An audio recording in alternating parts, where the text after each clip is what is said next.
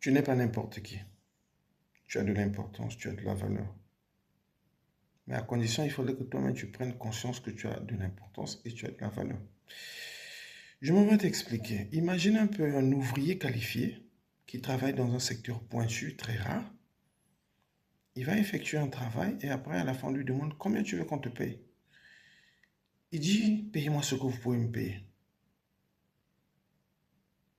Mais cet ouvrier, c'est parce qu'il ne connaît pas la valeur de son travail. Parce que s'il savait qu'il est dans un secteur très rare et que le métier qu'il fait, il n'y a pas beaucoup de gens qui peuvent le faire, il fera monter les enchères, il y mettra le prix et on va lui payer le prix. Parce qu'il connaît sa valeur. Et souvent, ce qui nous arrive, c'est exactement la même chose. Nous ignorons ou nous avons tendance à sous-estimer notre valeur. Et alors, les autres nous exploitent. Mais le jour où tu prendras conscience de ta valeur, il y a certaines choses que tu n'accepteras pas de faire. Et il y a certaines choses, tu ne permettras pas que les gens puissent te le faire. Vous savez, la noblesse, ce n'est pas avoir de l'argent, être riche et quoi que ce soit. Un noble, même lorsqu'il est en période de disgrâce, vous sentez en lui la noblesse. Parce que de par son éducation, de par sa formation, de par l'idée qu'il se fait de lui-même, de la haute estime qu'il a de lui, ou qu'elle a d'elle, fait que quand il se promène, il a tendance à regarder les gens de haut.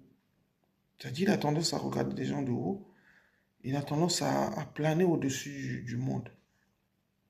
C'est pas parce qu'il est riche, mais c'est parce que dans son mental, il a cette conscience-là qui n'est pas n'importe qui, qu'il est au-dessus des autres. Et c'est cet état d'esprit qu'il faut avoir. Celui qui veut devenir libre, c'est cet esprit qu'il doit avoir. Et bien, c'est un état d'esprit qui se travaille. C'est un état d'esprit qui se travaille. Il y en a, ils l'ont hérité de leurs parents, c'est-à-dire le père ou la mère transmettent ce genre de valeurs. Il y en a, c'est la société qui le transmet.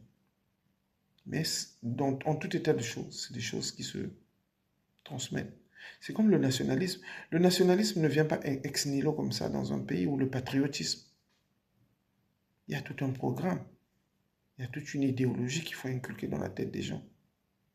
Pour qu'ils aient une haute estime de soi. Et après qu'ils soient fiers de ce qu'ils sont.